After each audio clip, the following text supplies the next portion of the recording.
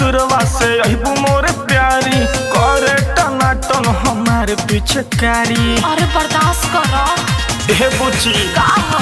कहिया ससुरवा से अहिबू मोर प्यारी करे टनाटन हमारे पिचकारी। अच्छा रंग लगावे ला मनवा पागल बा। अरे कुछ मजबूरी बस सुना यारा है जगहिया पे भतार के कलहर लागल बा।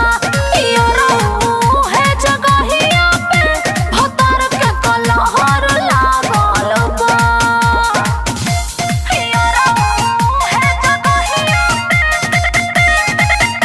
भतार के कलहर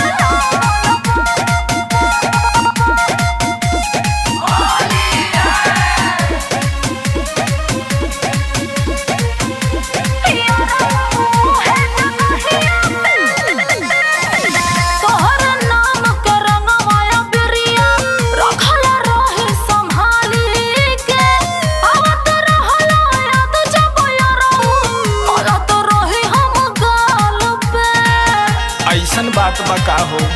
हाँ हो जाना सुनो हाँ तोहरे नाम के रंगवाया बिरिया रखल रही संभाली के। अब तो रहला याद जब यारो मला तो रही हम गाल पे। कबले फोटुआ से प्यार हम करी दिन भर में तू बेला रंगवा चपोरी। ई बात बा तोके छुए के लालसा जागल बा। यारा है जगहिया पे भतार के कलहर लागल बा। यारा है जगहिया पे भतार के कलहर लागल बा।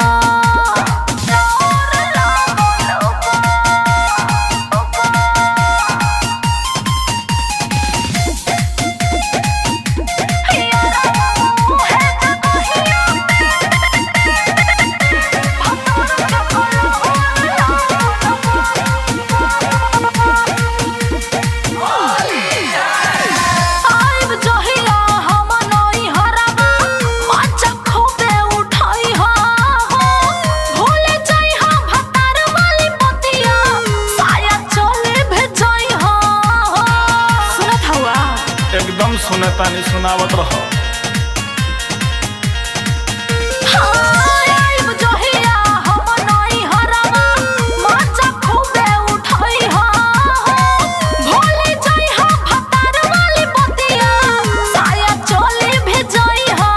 आवाना जल्दी करता बड़ी मन हो विजय अमरजीत के सुना सनम हो। बोला तोहरे खातिर जवनिया मातल बा। यारा है जगहिया पे भतार के कलहर लागल बा। यारा है जगहिया पे भतार के कलहर लागल बा।